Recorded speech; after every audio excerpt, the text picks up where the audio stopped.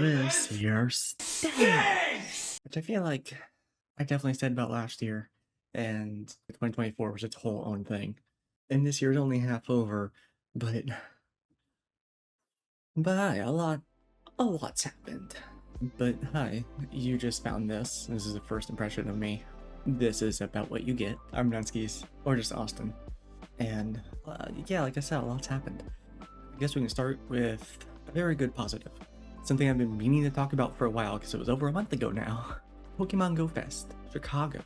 It was my first time going to Go Fest, and I think I picked a fantastic time because, with a little asterisk, because it's the 10-year anniversary of Pokemon Go this year, and they had just been going all out with stuff, and Chicago was no different. That was so much fun. I wish I could have stayed the weekend. I only live an hour and a half, 2 hours south of Chicago, so it was a nice, easy, like, hour drive up to one of the suburbs, hop on a train, 40-minute ride, and right to Grant Park.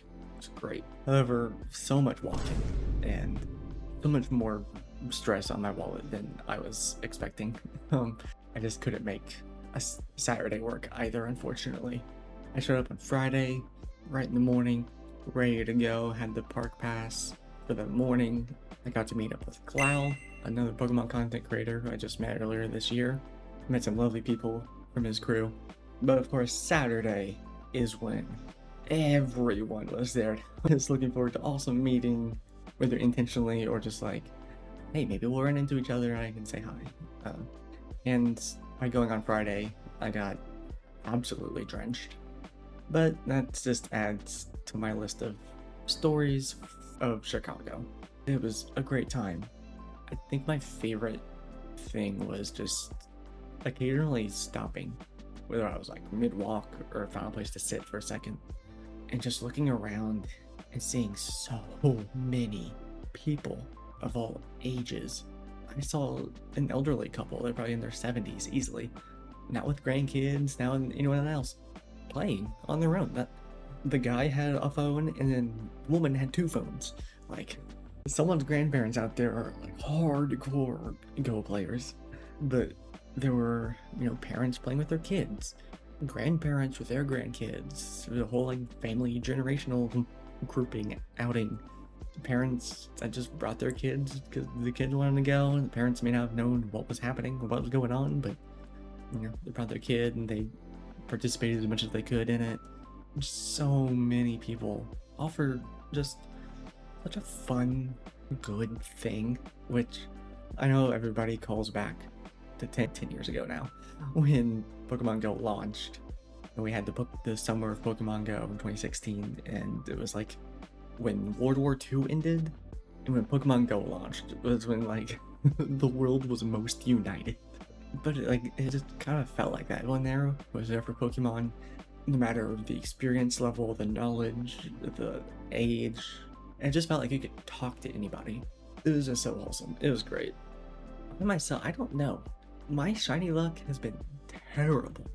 I found like 3 random wild shinies earlier this year, and that apparently used up all my luck. No shiny Mewtwo, no shiny Groudon. Don't worry, I got like my 2nd or 3rd shiny Kyogre. Like immediately, it was my first Kyogre raid. No shiny Groudon. But it really was a great time, and I wish I could have been there for at least another day, for at least Saturday, and gone to the Fossil Museum. I didn't get a chance. They had some people at GoFest with a little tent booth thing set up, and they were giving out free stickers and posters. Mine got a little chalked because of the rain, but I plan to go later this year with friends who weren't able to go to GoFest. But it was a solid time, and it definitely made me want to get more connected into the community. And I'll touch on that more in a bit. And then there was Pokemon Go Fest Global this past weekend, which was free for the first time. Like, every aspect of it was free. Everyone could do everything. And yes, I read about the controversy of the New York City event. And I thought people were just being funny and joking. No, people were actually mad. Okay. I don't want to touch on it too long because it's a ridiculous thing. But like, all I'll say is cool event, cool marketing idea. As much as you think the creators are getting the most special, curated experience for everything Pokemon Go, they're not playing the same game as the rest of us. No, they're not. Okay. Should it have been a kickoff event or similar events? Now imagine, so there's the big Mewtwo in the chamber glass thing in Japan. It escaped containment and it made its way to New York City as a way to call back to the 2016 ad, that show of Mewtwo at Times Square and everyone throwing Pokeballs. Yeah, great idea. Really cool idea. It looked like it went really well. That should have been a kickoff to then have that same event in other countries, other areas, following Mewtwo back to Japan. Yeah, that was one critique I could get behind, was people in other countries being like, I saw one comment, I was like, it's Pokemon Go, not on Go USA. I think the biggest change I would have made was that. It could have been, and it would have lasted longer. Like, so we have a whole year to celebrate the 10 years. I know, like, this past weekend, whatever, was like the main gist, because that's when it came out, it was the anniversary, but still, even like this whole month could have been like one lot. It could have like kicked off with the Mewtwo thing in New York to start the month, and its journey across all the countries could have taken like the whole month, and then it ends in Japan, right at the Pokemon Center, with a whole other grand event. That would have been great. But GoFest Global was a lot of fun. I was looking forward to driving out to the city an hour away where there's gonna be people playing and a lot more to do. And I woke up and my knee had other plans. Just woke up in so much pain for some reason. So much so that I needed my cane, which I never need in the summer. That's usually a winter thing, because the cold and the weather, that makes sense. I don't know if I twisted it or my sleep weird or what, but the best I could do was just kind of like hop in my car, drive around town, went to the park. But I didn't get to do any Mewtwo raids or legendary, or any raids really, because they were all legendaries and megas. I'm not that level of being able to solo those things. But I got a lot of bonuses and got a lot of research stuff done. Then came Sunday, and I woke up at 6:30 p.m. So I slept through pretty much all of it. Thankfully the research went until like midnight. But I was like, okay, I can just go to the park real quick, rush through the rest of these tasks hopefully, and like make it before the cutoff. And I was able to, thankfully. We got there. I got my Mega Mewtwo X. No, it wasn't shiny. So my experience was pretty chaotic. I only got like 2 shinies, but I got a shiny Ralts, which I've been wanting all 10 years, basically. In any game. Honestly, I've been wanting a shiny Ralts in any game. I'm actually realizing now that was my first shiny Ralts ever. So now I have the fun choice of like, do I leave it and go? Do I bring it home? Probably not gonna put it in the champions, but like I could wait for Winds and Waves. So that catches us all up to today with Pokemon stuff. I want to backtrack a bit more. Again, to the end of May, we finished out St. Jude raising $1,000. Right on the mark. Fantastic. I forget the total amount, future me, sorry, you have to put it here somewhere. Over 2 million, I think just about 2.5 million. It was just like just shy, if not right at it. Thank you to everyone who showed up to the streams, reposted anything, donated, whether it was to my campaign, someone else's campaign, St. Jude directly, anything. Thank you. It means a ton. And I plan to take a week off, just a few days, and I was like, well, I'm going to GoFest. So I'll take the whole week off, go to GoFest, you know, get some footage, meet some people, kind of use that to get back into the swing of things with content, and then the ground running that second week of June. Well, what my body decided for that whole second and third week was to shut down, basically.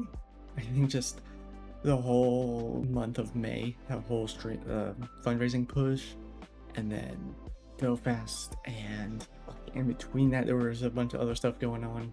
My body is just like, we're checking out, like completely. And I would just find myself waking up 16, 18, 19, 20 hours later after going to sleep at like a normal time. I'm like, man, I'm really tired, but nothing out of the ordinary, really. I don't think. And I wake up and I'm like, why is it still dark? It must be, like 4 a.m. or something. Huh, why do I feel like I have slept for an eternity? And I check my phone. Oh, it's 10 p.m. That's not good. So that was happening a lot in the beginning of June. And some nights I was able to like stay up all night to try and like reset, and it just wasn't working, and nothing was working, and it just kind of finally stopped. It's something that's been happening rarely, once or twice, not even like every few months for the past few years, but over those few years it just kind of has been at first slowly happening more and more frequently, and since 2025 it has been just happening exponentially more and more and more. And finally I'm like, I need to get to the bottom of this one way or another. Everything I'm trying isn't working. I managed to get an appointment with a sleep specialist. Thankfully got in last week, way earlier than my scheduled appointment of September, which is good because the next step is a sleep study, and that's not till October. So if I had my original appointment in September, I probably wouldn't have had that study until next year. Too long. Nothing set until the study is done. The doctor's main theory is I have obstructive sleep apnea. Instead of like snoring and like waking myself up to like, oh my god, my airway's closed, I need to breathe. That's right. Maybe it has something to do with me being active my whole life. I don't know. But when you're during sleep apnea, your airways close for whatever dumb reason. My body reacts by like, hey, you need to breathe, you need to move. Moving equals breathing. I was a runner, long distance runner my whole life. So apparently I like relive cross country races in my sleep, I guess. I don't know. But I went over my health records from my Apple Watch that I wear pretty much exclusively just to monitor my sleep now. And it would show just like how much I'm awake through, it thinks I'm awake through the night. And then that correlating to my like peaks and lows in average peaks to the extreme lows of my breathing through my sleep. The doctor said it suggests pretty clearly that I am not just tossing and turning, but like moving around in my sleep. So no matter how little I sleep, I'm just not resting, essentially, which is great.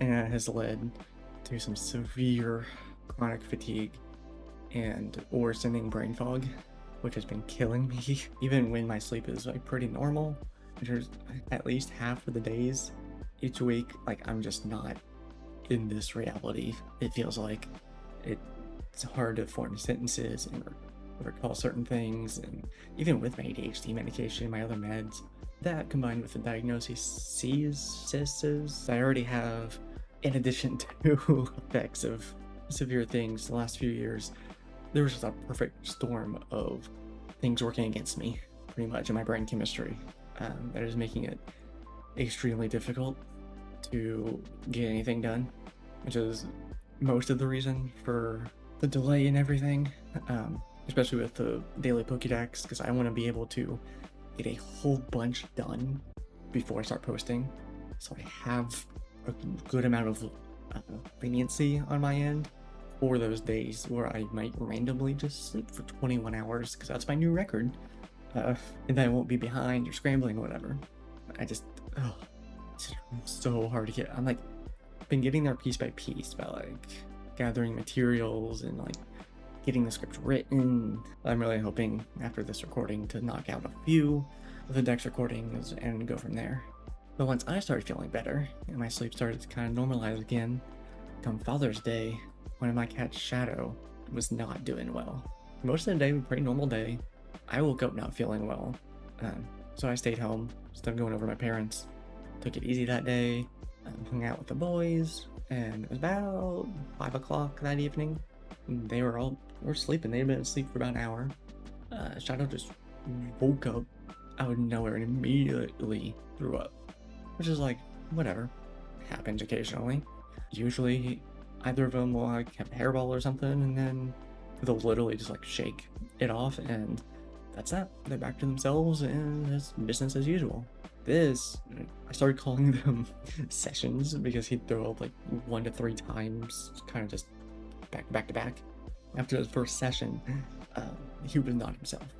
He immediately just like, I don't know how to, like, his eyes looked like just sagging and they weren't fully open, and he was walking just like pacing, which was weird, and he threw up a total of 6 times in an hour and a half. And of course, close to me there's no emergency vet. We had to drive an hour. I called them to let them know they'd be coming, how long it'd be when we get there. And of course, it's the one random Sunday that they're slammed with, like, everyone that came in had like a urgent, severe case where like they were taking people's pets before they were even checked in with anything. Literally, they come in, like, watch the animal's name, cool, we're gonna take them, you check in, and then they would start the process of like, okay, aside from why are we here, what's your name, what's going on. It took 30 minutes for us to get into triage, and everything seemed okay, like initially, and his vitals seemed okay. And they said this was at like 9 p.m. They go, it'll be a 6-hour wait for the doctor.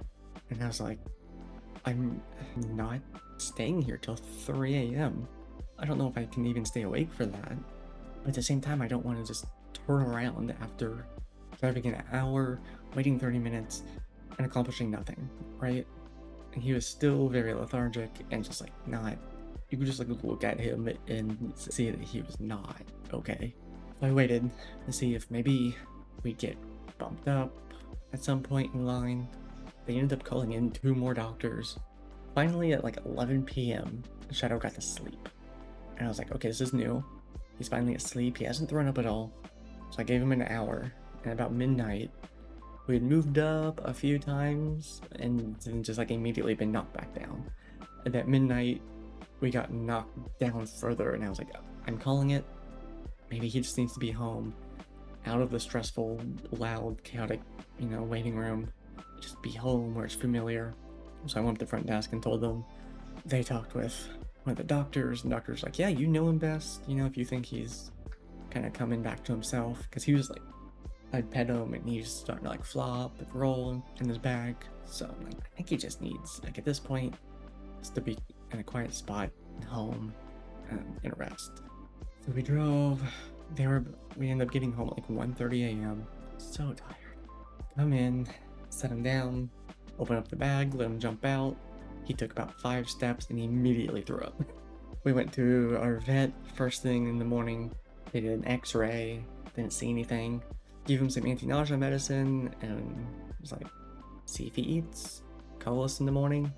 He didn't eat, which marked over 24 hours of him eating. The last time I know he ate was about 3:30 to 4 p.m. Sunday, Father's Day, like June 12th or whatever. He ended up staying a week, not a full week, I guess, Tuesday through Friday at our vet. Stayed the whole, like, he was only supposed to stay 1 night, and that turned into staying till Friday. And I was just a mess. People that followed me for a while, I remember the cat I had before, Tracer. It was only going on just about 2 years ago now when I suddenly lost her. And I guess in my normal day-to-day I've been doing better. I didn't know until Shadow was sick and having to take him there and all the stress that it triggered that emotional avalanche and all those memories so easily. I was not okay at all. I was stressed out of my mind, not sleeping. I finally get him home and he's not doing better. He's so exhausted from stress from that place. They were not good with him. It was a whole thing. He smelled totally different. So Star was stressed out because they're so close. They are just like, since the day I found them, glued to each other's sides at all times. So Star not recognizing him was stressing Shadow out, and Star was stressed because he's like, who is this? This isn't my brother. They weren't interacting. Now both of them are stressed and not eating, and then I was stressed. It was a whole thing. I got set up with a new vet because that place was such a disaster. That place, wonderful, fantastic, Oh my god, if you're in the East Central Illinois area, shoot me a DM. I will personally recommend you to this vet. Because oh my god, we were just there today for a follow-up, and aside from them not telling me that they changed my appointment to the secondary location, they've been great. Go to this new vet. They looked at him, looked over what results they could get from our old vet, because they didn't send everything, but they sent the x-rays, the first blood draw, and we looked. I never had a vet do it, and he like showed me the x-rays and like pointed at things and was like, okay, this is what we're looking for. See, this looks good, this looks good. There's an obstruction, it would be in this area, and there's nothing. He had everything inside him just looked normal. He ended up getting, this was July 1st that we went to this new vet. Shadow still has not ate or drank. So they gave him some IVs of fluids, another shot anti-nausea medicine, gave me some specialized GI food, and was like, if he's not better, you know, in a few days or after the weekend, he highly suggested we do an ultrasound. It's like, if there's an obstruction that the x-ray is not catching, the ultrasound will catch it, which was going to be super expensive. And then we'd have to go back for a blood work check, which was going to be pretty much the same price as the ultrasound. It was going to be such a crazy expensive thing. But in the 2 days leading up to that appointment, I don't know if he was sneaking sips and tiny bites of food and water overnight or what, but he was kind of starting to become himself again. So I was like, I'm gonna hold off for now. Like, I really think he's like on that edge of, he just like a little push to get going. So they gave us some anti-nausea medicine and a little pill that I could give him to help him eat. He never ate the specialized food. I'm still pretty stressed. It's 4th of July. I'm trying to be up early for as I help my grandma manage my hometown's parade, which is always in the morning. I help get everybody in line, check some people in, tell them where to go. People decorate their golf carts and enter the parade, and there's a contest of like a decoration contest. It's a whole thing. Still haven't been sleeping well and exhausted, and there's other family stuff that weekend. But Monday night, July 6th, technically the 7th because it was like a little after midnight, I finally visually saw Shadow take a few bites of food. And not just like eating like 2 singular bits of dry food. He like actually took bites. Now I was sitting here and I can see their bowls right there. Literally just I was so relieved. And then Tuesday he woke me up early. I mean like 5 a.m. early. Just energetic, ready to go. I was like, what? I'm so happy. I'm glad you feel so well, Shadow. I'm going back to sleep. I only made it till about 7. He woke me up again. Just wanting attention because he felt so good, and it's been a week now. He is still wound up on my hand a few days ago because he paws at me to wake me up, and when I don't wake up, he's like slowly more and more uses his claws until I wake up, and he hits like my hand, on my arm, on my face. I had one cut right in here on my chin. I've been sleeping a bit better because I'm not as stressed.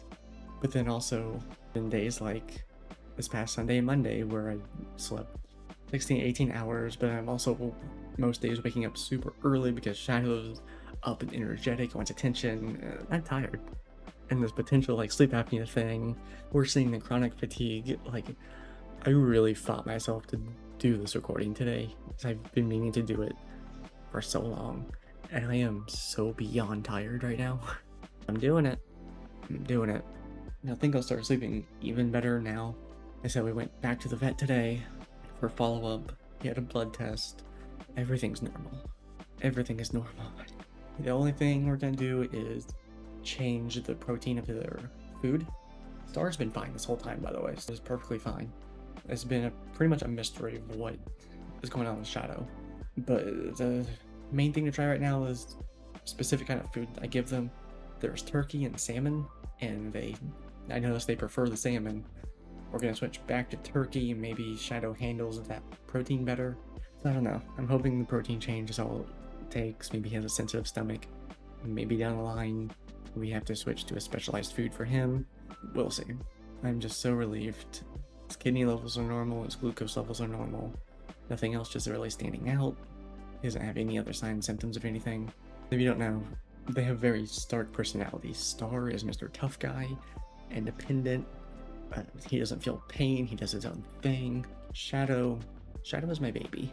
He's the baby boy. So of course it had to be him that was gone for like 4 days and is going through all of this and not feeling well. And that first day Shadow was gone, the Star was just a little weary, kind of looking around, but he was like, whatever, acting pretty normal. And then the second day and the third day and going on, and he started moping a lot more. He was sleeping a lot more. I could tell he was sad. He wanted his brother, which just added to the stress of him not recognizing Shadow when he came home. And even now, these Stars, because like 2 days ago, they were finally back. Shadow could lay with Star like up against him. They would sleep together, eat together. They were starting to play again. Shadow was still building up strength. And now he went to the vet, even though it was for like barely 30 minutes. Come home, Star barely recognizes him. Again, he's starting to now, over a course of like 5 hours it's taken. He's hesitant. He like does and doesn't recognize him. We'll see.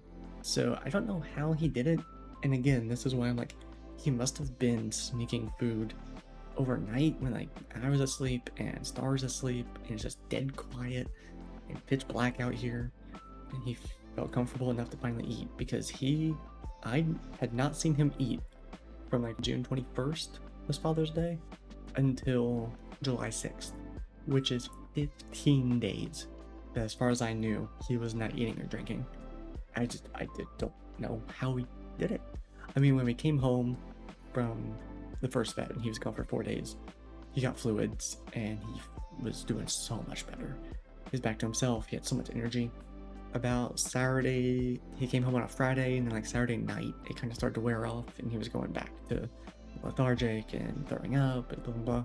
And then he just wasn't eating or drinking. And then he got the fluids from the new vet, and that seemed to help for like a day-ish. And I don't know how he did it. He had to have been sneaking small bites here and there, but even still, that's not enough. He lost so much weight, and I know I've talked so long about this, sorry. Trust me, that is the abridged, expedited version of events and my feelings. I had a full crash out at the first vet. We were never going back there. It was a whole thing. I also forgot I have a new webcam, because the previous new webcam that I don't even know if I got to record a YouTube video on died, like right at the end of May, at the end of the St. Jude stuff. So I had the Elgato face cam, but the Mark 1, the original version from years ago, that like just wasn't supported anymore. And now, thanks to my community, I got this, and then thanks to my community again, I have the updated Mark 2 version, which is fantastic and great. I still need to tinker with it to get the right settings, to get it to look how I want it to, as I feel like it's still grainy and like not true 1080 or something. I don't know what I'm doing wrong with it, but we'll get there. That was fun to deal with. Around GoFest, I was really thinking about my Pokemon content, what I want to do. As I've done Nuzlocke and randomizers and stuff like that, and streams, I've played different ROMs and stuff in the past. I really started thinking about what I want out of Pokemon content, and I would love to work with Pokemon Company International, be a partner, and that means making content by the book, which I can do.